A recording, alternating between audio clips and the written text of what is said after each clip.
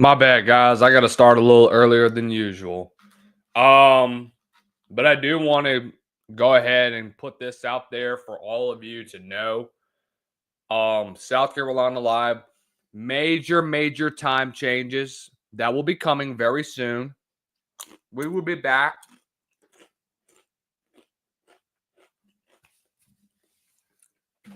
So at the beginning, when we started South Carolina Live, we were always doing it at around, I think 8 o'clock. I think 7 o'clock Central, 8 o'clock Eastern time. Now we're going to be back on. We will be live now at around 7 o'clock Central, at least for the next 2 Wednesdays, from what I know. Probably for the rest of the time being, probably for the rest of this year, to be honest with you, because I've been at work. All right, you got to remember, I'm a college student, guys, so I got to make some money. I got to make do some other things other than that. But regardless of that, ladies and gentlemen, we are live as usual. This is, holy cow, I can't believe this. I'm saying this. This is South Carolina Live number 6. Number 6, ladies and gentlemen. I cannot believe it. We are on our 6th live show, and we've only been here for what? About a month and a half at most. So this is truly awesome, guys. I'm super stoked that you guys are tuned in along with us. Do us a favor. Hit the like, share, and subscribe button if you're watching us on YouTube. Make sure you share to all those friend groups as well so that you are notified every time we go live here on South Carolina Live here at the Voice of College Football. Your appreciation is always greatly appreciated. Also, do us a favor. If you're watching us on X, all right, do me a solid. Hit that like button, hit that repost button, and bookmark it because we might be going over some crazy takes today. We got a lot to talk about today. We got SEC Media Days to recap. We got to talk about what Shane Beamer had to talk about whenever he was on the stage. We got to talk about what Lenore Sellers, the expectations are for the entirety of SEC Media Days, and so much more. Guys, I'm extremely excited to talk about all of what is going on around South Carolina. So without further ado, guys, let's get it freaking started. Let's talk about SEC Media Days. Because, guys, we finally made it to the week where we are at Media Days. And it's always a fun time. Let me just tell you. So Shane talked about this on, I think it was Monday that he took the stage, but he did have a lot to talk about. The guys that went there for Lenore Sellers for South Carolina. Lenore Sellers, obviously, DQ Smith, and then Nick Barrett, the defensive tackle. I thought this was a pretty well shown example of what this program is going to feature in the next couple of years. I think this is still a program that's on the rise. And I think that Beamer did a great job on the stage displaying that attitude. You need that from your leader and from your head coach.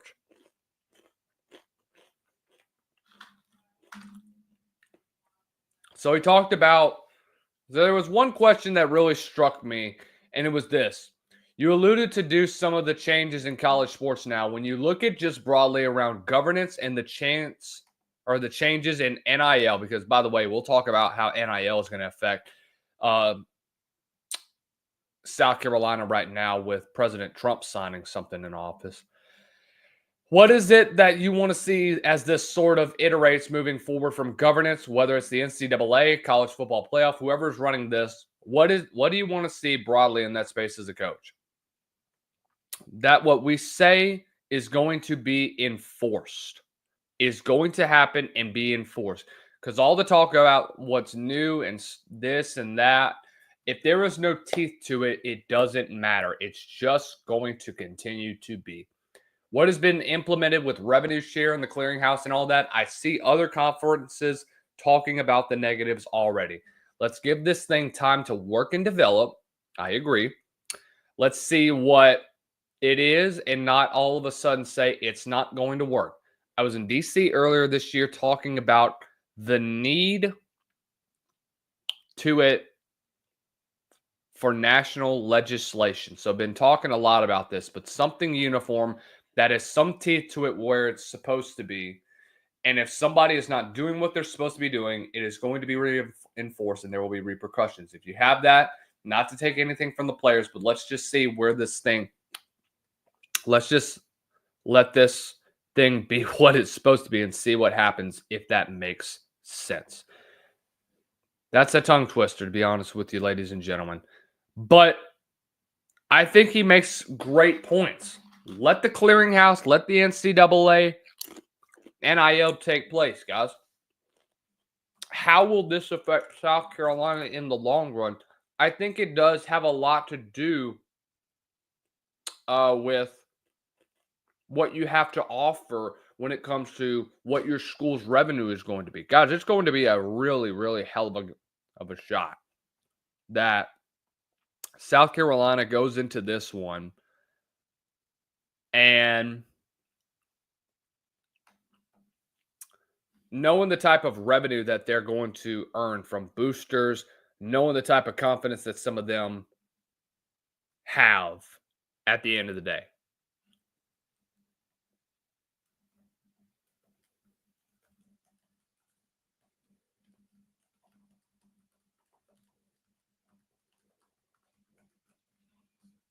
So when it comes to where South Carolina is at when it comes to this revenue sharing, I think if you continue to see steady improvement throughout that program, like Shane said, let's let it ride and see what happens, because I think there's a lot of good that's going to come out of this in regards of where this program is going to take place at. So I do like what Shane had to say about that. I respect Shane for saying that. I think he absolutely deserves to say something like that. It's an absolute must need for a program like South Carolina to allow for all this revenue sharing and just all the changes that may be around NIL right now. It may not affect South Carolina because of what the trend and where your program is going. Now, all that can change if you fall flat on your face this year. But I think every year that you continue to showcase how NIL and how the portal has affected your program. Look, one of the great examples of that was Lenore Sellers this past year.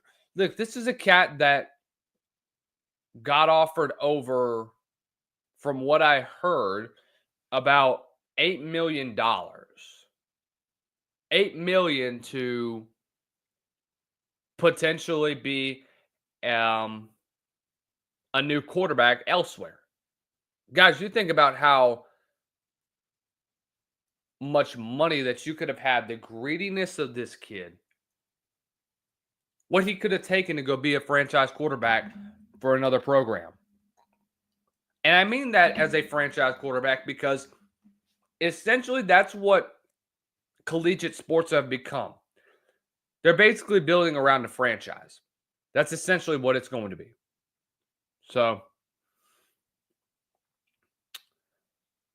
when you look overall at where NIL is going to be, you think about how realistically South Carolina could be affected by that. I don't see much of how it's going to do so, but I will say this. They're in a very, very small market. That's what's kind of going to kill them at the end of the day, because Columbia isn't going to have the, I wouldn't necessarily say real huge or real big pool of funding that they're going to get elsewhere from other schools. I think majority of that could go to women's basketball. But again, I could be mistaken. I could be completely wrong, and I could contradict myself. But you know what? I'm here just to display the news. So regardless of that, let's go on to what Shane said about recruiting, because this is where this matters, in my opinion. He saw a stat around the NFL draft that former 3 stars, all ranked outside the top 500 nationally as recruits, turned those guys into 3 top 50 NFL draft picks. How does that story about development help make it easier to get more elite recruits and also be able to tell that story to recruits moving forward? Look, this is a great question when it comes to, by the way, I'll be right back. I got to turn the fan on. It's so freaking hot in here. This is a great question, in my opinion. Because many fans are looking at where South Carolina is at when it comes to recruiting, and they're kind of disappointed at this point in time. They're disappointed because, oh, we missed out on a 4-star. Oh, we missed out on another guy. Oh, we missed out on him. Guys, I told you, this is going to be a good recruiting class, whether you got 53 stars or 55 stars, whatever. Guys, you can build a recruiting class around young guys, around guys that may not be highly rated coming out of high school. Guys, South Carolina, JB talked about this on our second live stream. South Carolina is a hotbed when it comes to talent and when it comes to recruiting that is going to go under the radar for a long time until something changes. Guys, South Carolina, I have a lot of respect.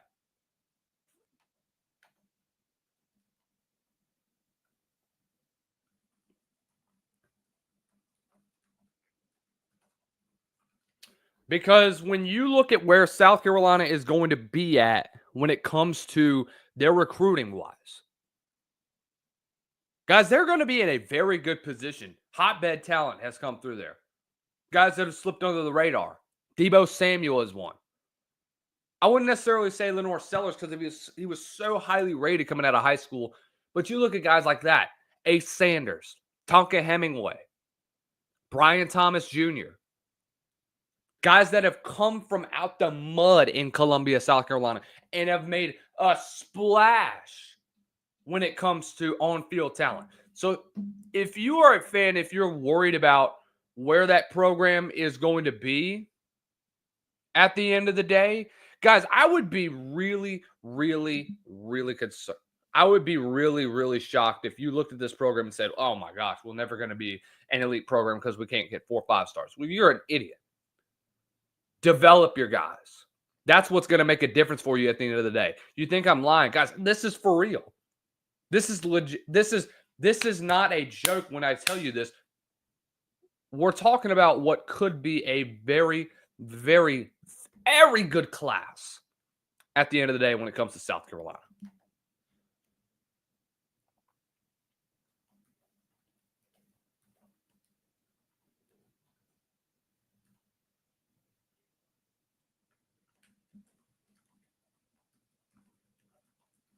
My bad, guys. I'm talking with my boy inside South Carolina. But I look, we talk about this quite a bit about this recruiting class and what you have put together. So I think also at the end of the day, when you look at where the recruiting wise has been for South Carolina recently, dating back to last year, I thought your recruiting class was solid last year. 2 years ago, I thought it was great. Portal class is getting better. You're continuing to showcase improvement day after day after day after day. And that's all you really need in order to build a solid class, guys. You got to develop. And if you don't do that, you're going to put yourself in more bad positions. Nick Eamon-Moore is another great example. He was a 3-star guy. DQ Smith, who was a high school quarterback. Demetrius Knight transferred in. Guys said that they couldn't play for you. Ends up being an all-conference guy, first guy drafted from South Carolina. Also give some credit to our program, the culture, the people within our program, the whole development aspect, the weight room with Luke Day, the training room with Clint Haggard, nutrition with Yimi Rodriguez, character development with Derek Moore. We got a great thing from all across our building that's into developing the total player and total student athlete. And those guys are great next examples of that as well. We're not perfect. I understand that. But when you talk about the culture we have in in place, it's hard to argue with the results from a development standpoint. When you develop your athletes, you can produce on the field.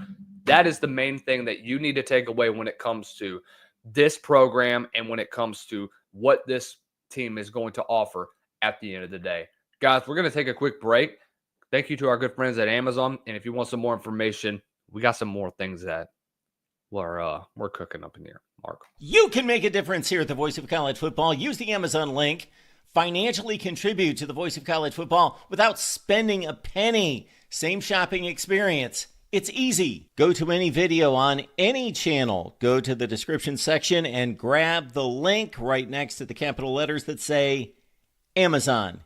Use that link and Amazon will instantaneously convert to your account, settings, history, everything intact, just like whatever link you use right now.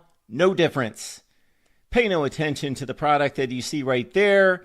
Just go search what you want. Don't forget the Amazon link. Thank you for your support. Sincerely, the Voice of College Football. Recruiting wise, got some big announcements coming up, ladies and gentlemen. The 4-star Samarion Wingo is going to announce his commitment July 17th. He is expected to choose between the Florida Gators, the Miami Hurricanes, and obviously the South Carolina Gamecocks. So let's talk about what this program is going to offer at the end of the day. Do I expect Wingo to be a Gamecock? No. And just being honest with you, I just don't see it. I don't. You know, here's a cat that they said, from what I'm hearing around the around the South Carolina area, I don't know if he is going to stay in South Carolina. From what I'm hearing, he's going to want to stay in his home state. He's from St. Aug High School. I think he wants to play basketball too. Now, don't get me wrong. I think it'd be great if he does. But I think also at the end of the day, when it comes to developing an elite receiver, I do think you'll miss out on him. I'm just being honest with you guys. I don't want to admit it. I really don't. But, you know, his latest visit was last month when he went to Columbia. Do I expect him to stay in the state of Florida? Yes. I do expect him to be around that Gainesville area. I know people are saying, well, man, we've got a shot at getting him. I would say otherwise. I don't mean to ruin any sort of momentum that you guys might have had or any momentum that South Carolina might have had at the end of the year. But again, guys, I mean, I don't know, man.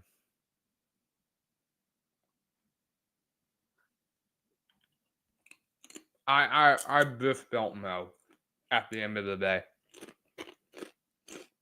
when it comes to where this cat is going to be and what you want to get into development with a receiver like this. Make no mistake, the kid has a lot of talent. The kid is going to be a monumental dog. 6'2", 180 pounds. He's a track guy, 53.19 in the 400 meter as a sophomore. Above the rim athleticism. He's got great route running, sticky hands. He's looked the part during in-person evals. He's a guy that's got a great build. Inside-outside versatility is going to be really potent. He's been in one of Florida's more potent passing attacks in the nation. And I think that's saying something in regards to what Wingo brings as an elite athlete. First step is incredible. I think he's going to continue to develop where he is at the next level, wherever school he ends up going to. I think he's going to eventually build himself up into being that NFL level frame. Especially if he ends up going to Florida, where, in my opinion, with Rob Sale, what Billy Napier have done with your receiver room, he's going to learn a lot from what you have already in there, and it'll be a next man up mentality with Wingo potentially getting into that Gainesville locker room. So I do expect him to be a Florida Gator. It would be great if he would end up being a South Carolina Gamecock. I thought that receiving room was excellent last year. I think you have a lot to develop. But at the same time, guys, I have to be real when I talk about a receiver like Wingo and where he's from. I got to think about precise location of where he's been, just the little things like that. That's all I really care about. So,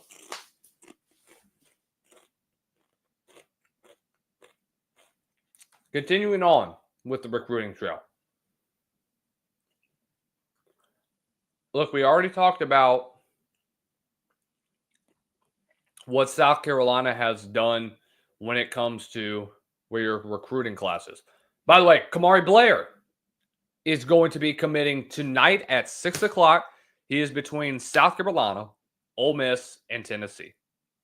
Where is Blair going to go? He's the 4-star offensive tackle. He's an ESPN 300 guy from Kirkwood High School in Clarksville, Tennessee, the number 8 overall player in the state of Tennessee. Would it be great, again, if he ends up committing to South Carolina?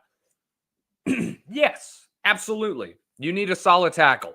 You got to improve. You got to get tackles, guys. That's the bottom line when it comes to a program like South Carolina, is that you have to build around your offensive line. You can't do that with guys like this.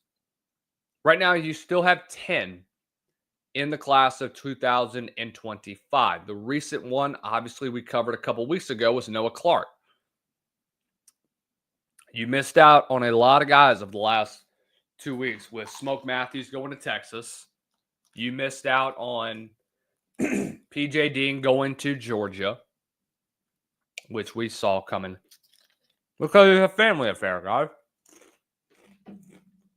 You have to understand that relationships matter, and they've already had an established relationship with Georgia well before he went to South Carolina. Or well before he committed. I promise that's the last of my chips, by the way. But right now in this class, you have two offensive linemen, Anthony Baxter, who committed last year, and then Zion Giles, who committed back in March. He's a top 20 guy, number 5 overall player in the state of South Carolina. But again, guys, you have to be able to recruit at a high level when it comes to the offensive line position. Right now, you haven't done bad when it comes to your top 10 when it comes to recruiting in South Carolina. 1, 2, 3, 4 commits in the top 10. You're probably going to miss out on Malcolm Gaston, because he's still down to Virginia Tech and Georgia in the meantime. I do think he ends up being a Georgia Bulldog, just knowing how Virginia Tech has done in recruiting. They've had a lot of hit and miss. It sucks you missed out on Julian Walker. I think it hurt more than the Carter Meadows one, because I knew Carter Meadows was going to head to Michigan. What sucked more was Julian Walker choosing to go to Michigan. I know he's been committed since the start of the month, but again, you missed out on an in-state kid, a kid that you really, really thought could have had a realistic chance of getting at the end of the day. But again, guys, I mean, you're not going to get them all. And by the way, the Harris twins, better look out for them. They're going to be dogs. But I think recruiting-wise, you haven't had that bad of a class. I mean, I know 247 has you 59th right now. But, I mean, On 3 and Rivals has you like 19th, I think. You have a top 20 class, and you have less than 10, at least 10 or fewer commits. Does that say something about the development of your program? Does that say something about what you've been able to do over the last several years when it comes to commitments? That better say something, guys, because that's impressive what you were able to do. No question in my mind do I think that South Carolina is going to continue to develop at the end of the day. The problem is that are you able to develop, and at the same time, are you able to produce at a high level? Let me know what your guys' thoughts are in the comments. I don't know. By the way, is Jackson in the comments today? I need to know. I need a time update. I need like a day update on how many days or hours or whatnot we got until kickoff. I need week 1, and I probably need. Well, actually, I need week 0, and I probably need South Carolina's. So, Jackson, or if anyone else is in the comments, if you can do me a favor, could you provide me a quick update on how many days we have left until kickoff? That would be greatly, greatly appreciated. You guys are the best. Continuing on with this recruiting class. I think 27, when you get an early look at what this 27 recruiting class is going to look like. Now, you don't have any commits right now. But I look at what you have and what you could potentially get at the end of the day. Gosh, this is really, really freaking good. This is really good of what you could have. I look at guys like Josh Dobson, who's down to, I think, South Carolina and another school. A lot of South Carolina guys are really high up on the rankings. A lot of guys are high up on the rankings. So I think that at the end of the day, when you look at 27, you're looking at a class that could be much better than what this 26 class is offering. And no, it's not just because of stars, guys. I'm telling you, the overall talent. If C.Cal Patterson would have still been a 27 guy, he'd be a top 10 guy across the entire board. Promise you that. Again, I'm going to ask in the comments. Can anybody provide a time update as to how long we got until kickoff for South Carolina season? But regardless of that, guys, 27 is going to be a year that if you are South Carolina, you have to attack with a vengeance. Once 26s are over, you should be starting to offer guys when we get to the month of, I think, August. No, not August. When we get to the month of August and September is when you'll start seeing offers and official visits that prospects are going to take. I know Dobson is the number 2 overall cornerback in the nation. He's got South Carolina in his top 8. Maxwell Hiller has South Carolina in his top 3, I believe. Jace Johnson, we've talked about before, number 6 overall quarterback in the nation from Lounge, Georgia, has South Carolina in his top 3. So I think overall, when you look at the future and what that 27 class is going to look like for South Carolina, you're going to see a lot of talent. You're going to see a lot of guys that is going to step out and be truly dominant when it comes to the overall future of your recruiting class and the overall future of what you're going to see from where South Carolina is going to be when it comes to on-field talent and when it comes to off-the-field stuff as well. So I also want to be very clear about this. In no way do I have all the answers when it comes to South Carolina recruiting. Guys, I'm still fairly new to this, so give me some time. But I do want to address where some updated news that we might have on Rasul Faison. And I know what you guys are thinking. This is old news. We've heard the same old shindig because the NCAA is so inconsistent and so inconsiderate that we will never get an answer from them. And that may be the case. But from what I am hearing around Carolina, they are saying that Faison is supposedly supposed to have a meeting sometime before the start of the season. Again, Don't quote me on this because this is still alleged. I'm not saying it's going to happen. I'm just saying it's alleged. If this is the case, I don't know if it will happen, but I do think that with Faison coming back into your backfield, it would be a massive, massive, massive win if you're South Carolina. Overall, when I look at where this SC program has been recently, guys, they've been through hell, especially with this situation. I wish somebody would have asked Beamer about about the Rasul Faison stuff. Because Shane talked about it in May and said he was frustrated. And we talked about this earlier about revenue sharing unfolding following the House settlement. How will this affect the Faison situation? Are there rules in place that we can all agree on? The same goes for this Faison situation. You have given other guys extra years of eligibility when it comes to how your program is, what has happened throughout their career, whether they were injured, the COVID years, whatever. Do the same rules apply to them as they should to this kid? That's all I'm going to leave it at, guys. We'll see what happens. And with that being said, I know this is going to be a short show. Let's go ahead. Let's wrap it up with around the SEC. So let's talk about last week. I made a mistake and didn't go over my ceiling and my floor for two teams. So we're going to start off real fast and do that. And we'll talk about some comments that were made at media days. The Auburn Tigers.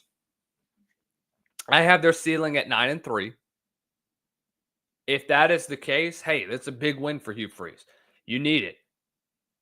Absolutely need this win because it's a position that Auburn is in right now that I don't think any other coach would want to be in at this point.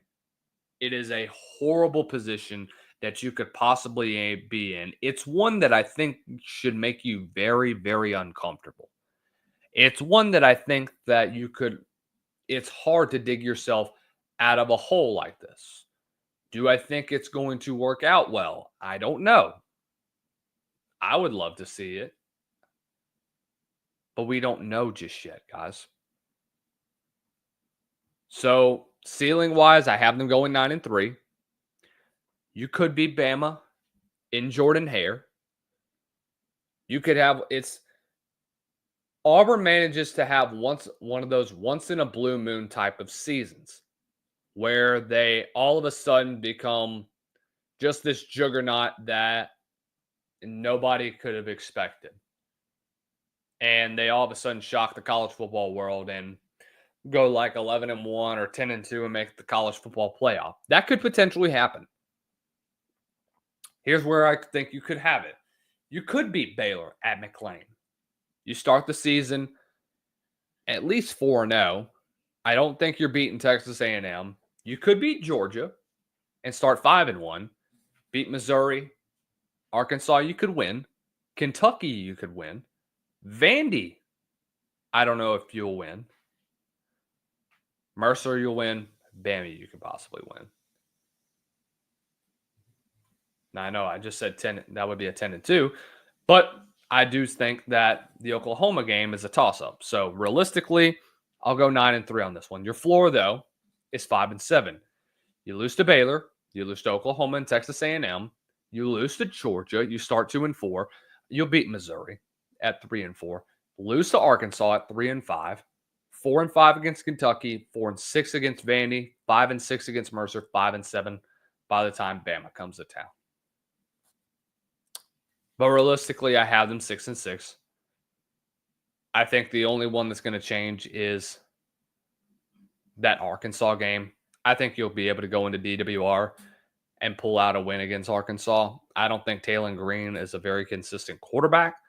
But, hey, if he's on, he's on. If he's not, it's going to be a rough night for Arkansas. So I think realistically, you're 6-6. Can you afford Hugh Freeze's buyout right now? That's the problem. And if you do, how much of a risk are you taking when it comes to that big of a buyout that you are trying to go get after? That's the only thing that you should be concerned about if you are South Carolina, if you are Auburn at this point in time. So we'll see what their ceiling and floor is going to look like at the end of the day.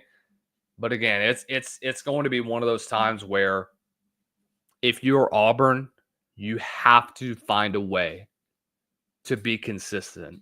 And it starts on the offensive side of the ball, and it starts with Jackson Arnold. Can you do that? I don't know, man. I don't have the a lot of confidence when it comes to Jackson Arnold. Let's talk about Oklahoma, though.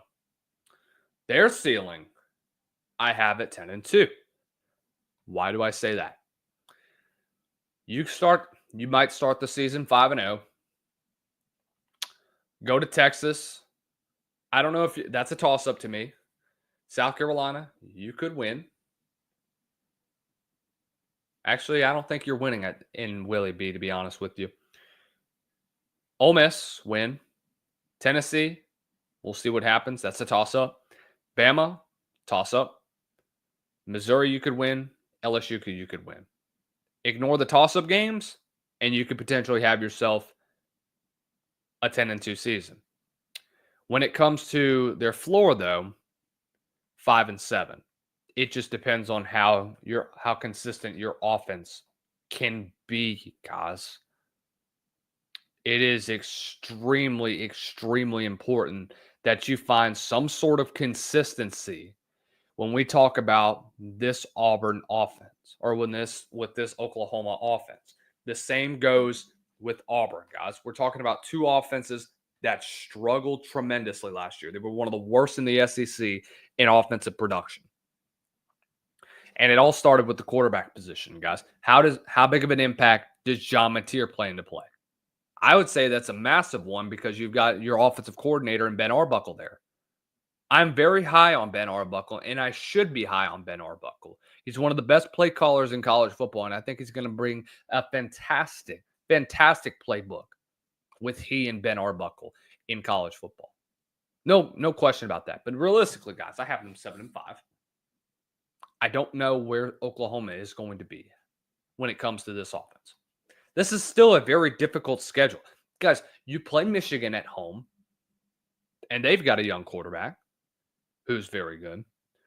You play an Auburn team that's got a lot of potential, but I don't have high expectations for them. You play Texas in the Red River. You go to Willie B, probably going to be at night. Play a young Ole Miss. Go to Tennessee. Go to Denny and go play Bama. Then you finish off with Missouri and LSU with a reloaded offense.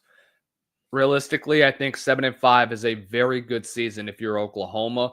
I think if you're a very solid program like where Oklahoma is at this point in time,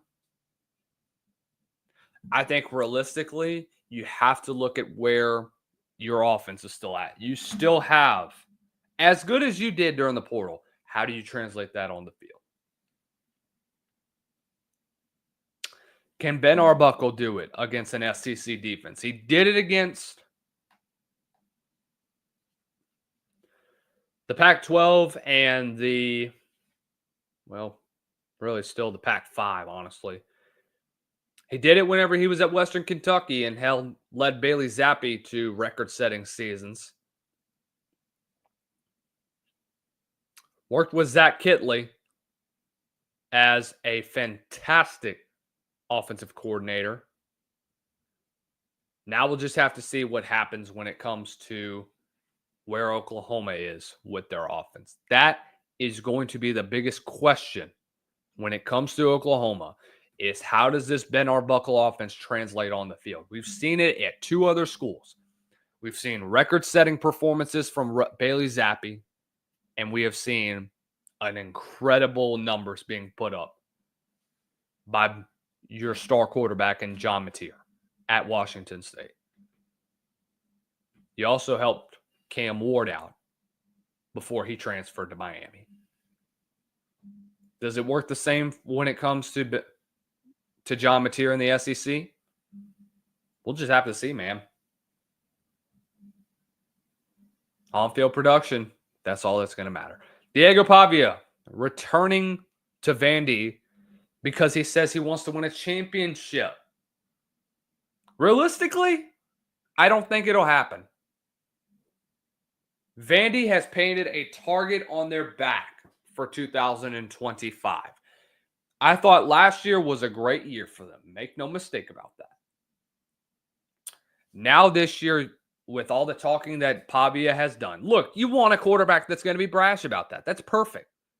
We talked about it with J.D. Dunn. We'll have a video released for our Tennessee preview very soon on the SEC channel, by the way, which I am now a contributor to. So appreciate you to Chris and the rest of the gang over at DOCFB for letting me do all of that. It's going to be awesome. Can't wait to talk more about not just South Carolina, but also around the SEC as well.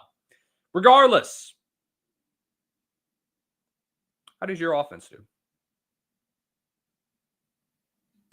Look, great things happened last year.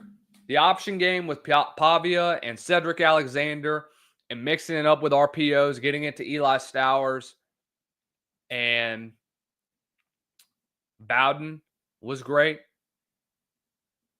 But the problem is that how do you replicate that success after you lost a lot on the defensive side of the ball? Yes, Diego Pavia is the biggest star right now in the SEC that we have seen in a while.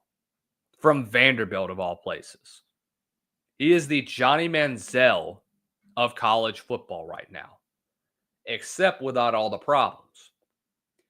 How does Diego Pavia respond to all the pressure that's surrounding him, all the expectations, all the talk that he said?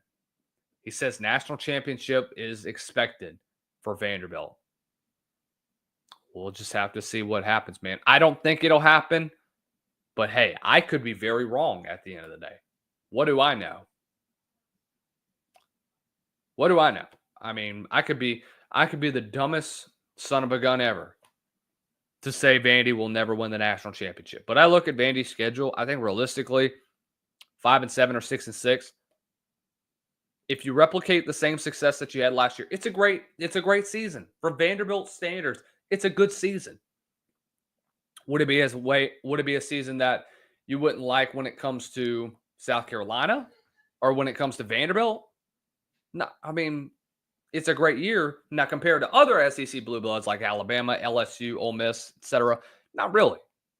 I would say by Vanderbilt standards, if you can replicate the success that you had last year and continue to build upon where you were and continue to recruit at a high level, I would say that you'll continue to develop and consistently be in bowl contention over the next several years, as long as you keep in Tim Beck and Jerry Kill in your front office. Guys, I know a little short video, a little short live show today, but we had a good bit of you come in. About over 45 of you actually tuned in today. So we appreciate you guys tuning in. As always, you guys are the best. Guys, we've had over 15,000 viewers show up. Kill it.